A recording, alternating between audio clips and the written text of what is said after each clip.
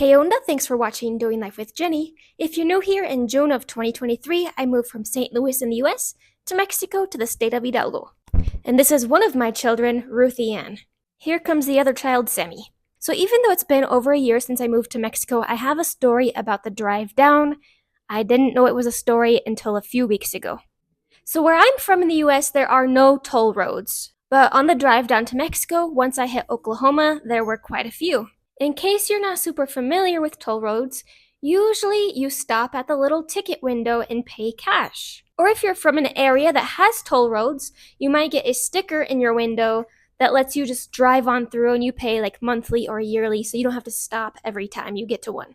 There was one particular toll in Oklahoma that said, "Do not stop, do not pay, we will mail you the bill." So I'm thinking, well, I'm not going to get your bill. I'm on my way out to Mexico. So I was thinking like, what am I going to do about this? But there's nothing I can do. So of course I moved to Mexico and I forgot all about it. And what was I going to do? Guess how much and how to pay if I didn't get a bill? So fast forward almost exactly a year later. It was like a year and 2 days. I get a text message from my ex-husband. He's from Mexico. He lives in the States. We've been divorced for over 10 years. My ex tells me, "Hey, there's a debt collector after you." I'm like, well, it has to be spam because I don't have any debt. My house in the States, I sold it. My house in Mexico, paid cash for it. Car, paid cash for it. No student loans, no credit card debt. Then he told me who it was from, and once he said Oklahoma Turnpike, I'm like, oh, yeah, that's actually for me. So I called the phone number and explained the situation to them, which I'll explain here in a second. But basically, she said she was just the debt collector and she gave me the phone number to contact Oklahoma Turnpike directly. So the next morning, because I didn't feel like making any more phone calls that day, I called Oklahoma Turnpike. The lady was super, super nice on the phone, and I explained the following. And I said, "Hi, my ex-husband just shared this message with me. I went through that toll road about exactly a year ago, and I was on my way to move out of the country, so I never got the bill. And the bill was supposedly $51. Toll booths are usually like $2 to $5. And I said, I'm happy to pay the $2 to $5 or whatever it is, but I shouldn't have to pay this $51 because you guys never gave me the bill." And I explained I was moving to Mexico. I explained that I had all of my mail forwarded to my new US address, aka my parents' house. She's like, "Oh, well, the post office won't forward any government mail." It was not my problem then.